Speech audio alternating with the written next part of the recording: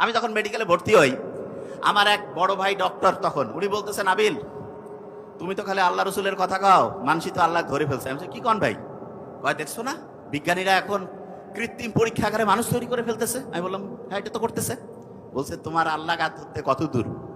আমি বলছি, শোনেন ভাই, বিজ্ঞান যেখানে শেষ, আল্লাহ সেখান থেকে শুরু করে।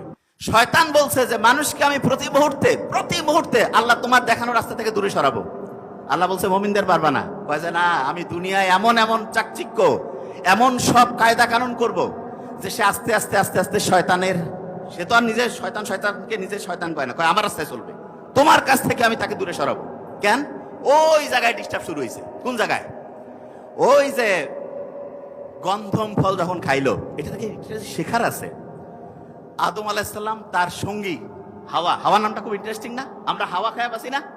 আদমকে খুব একা লাগতেছিল, চিন্তা করলো অক্সিজেন লাগবে, হাওয়া। বাম দিকের যে হাড্ডি, পাজর, বাম দিকের বাঁকানো হাড় থেকে তৈরি করলো হাওয়াকে। আমি যখন মেডিকেলে ভর্তি হই, আমার এক বড় ভাই ডক্টর, তখন উনি বলতেছেন, আবিল তুমি তো খালি আল্লাহ রসুলের কথা কও, মানসি তো আল্লাহ ধরে ফেলছে। আমি বলছি, কি কন ভাই? কয় দেখছো না বিজ্ঞানীরা এখন কৃত্রিম পরীক্ষাগারে মানুষ তৈরি করে ফেলতেছে। আমি বললাম, হ্যাঁ এটা তো করতেছে। বলছে, তোমার আল্লাহ গাছ ধরতে কত দূর? আমি বলছি, শোনেন ভাই, বিজ্ঞান যেখানে শেষ, আল্লাহ সেখান থেকে শুরু করে। বলে কিরকম? বিজ্ঞানীরা এখন দেখছে আমার চেহারা, ধরা যাক আমার এখান থেকে একটা কোষ নিয়ে পরীক্ষাগারে গেল, যাওয়ার পরে বিভিন্ন সময় বিভিন্ন খাবার দাবার দিয়া ওকে ঠিক আমার মতো একটা লোক বানাইতে পারবে। তার মানে আমি যে স্টাইলের লোক, আমার যে জিনের মধ্যে যে বৈশিষ্ট্য, আমি পুরুষ, ওর বৈশিষ্ট্য সেম সেম সেম হবে। কিন্তু আল্লাহ যে ক্লোনিং করছে সেটাও শরীরের একটা অংশ থেকে, কিন্তু আল্লাহর ক্লোনিং খুব মারাত্মক। কিরকম? হাড্ডি নিল আদম আলাইহিস সালামের শরীর থেকে, বানাইলো যাকে, সে কি নারী না পুরুষ? পুরুষের শরীর থেকে কোষ নিল, বানাইলো কি পুরুষ না নারী? বিজ্ঞান এখানে চিন্তাই করতে পারে না যে এটা কিভাবে সম্ভব।